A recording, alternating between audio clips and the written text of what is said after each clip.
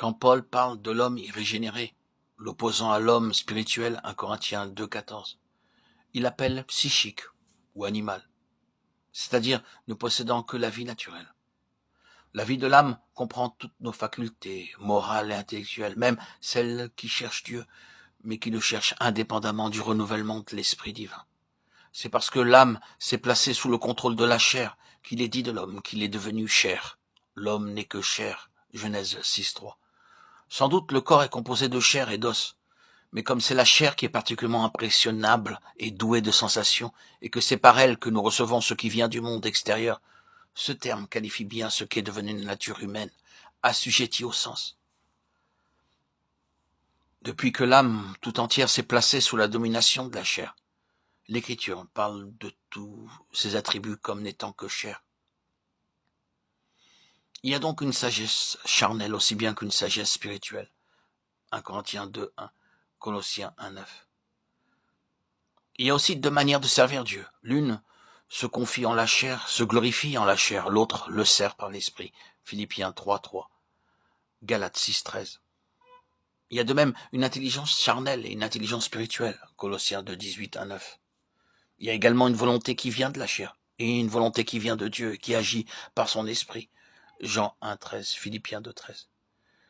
Il y a enfin une adoration qui est la propre satisfaction de la chair parce qu'elle s'appuie sur ce que la chair peut faire. Colossiens 2,18, 23. Il y a une adoration qui vient de Dieu et qui est en esprit. C'est cette dernière que Jésus est venu rendre possible et réaliser en nous, en mettant d'abord en nous un esprit nouveau et en envoyant ensuite son Saint-Esprit dans notre esprit renouvelé. En esprit et en vérité. Cette adoration en esprit est aussi une adoration en vérité. Ces mots en vérité ne signifient pas avec droiture ou sincérité. Il y a là la même distinction à faire que pour les mots en esprit, qui ne signifient pas seulement un mouvement intérieur de l'intelligence s'élevant plus haut que les observances extérieures, mais qui expriment l'action de l'Esprit de Dieu venant remplacer les facultés naturelles de l'homme. Tous les saints adorateurs de l'Ancien Testament savaient que Dieu demandait d'eux droiture et vérité jusqu'au fond du cœur. Ils le cherchaient donc de tout leur cœur et avec droiture. Néanmoins, ils ne sont jamais parvenus à cette adoration en esprit et en vérité que Jésus nous a révélé lorsque le voile de la chair fut déchiré. Le mot vérité signifie ici la substance, la réalité et la possession actuelle de tout ce que comprend l'adoration de Dieu, soit quant à ce qu'elle demande, soit quant à ce qu'elle promet. Jean parle de Jésus comme du Fils unique, venu du Père, plein de grâce et de vérité. Après quoi, il ajoute, car la loi a été donnée par Moïse, mais la grâce et la vérité sont venues par Jésus-Christ.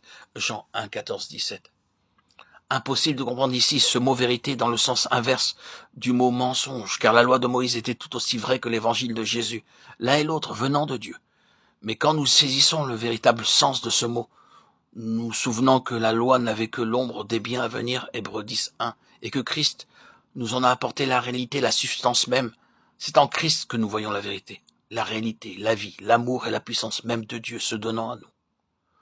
Nous comprenons alors aussi que l'adoration en esprit peut seule être une adoration en vérité, et que pour adorer ainsi, il faut posséder cette puissance divine, qui est la vie même de Christ, un avec le Père, vie divine, que le Saint-Esprit nous communique et maintient en nous.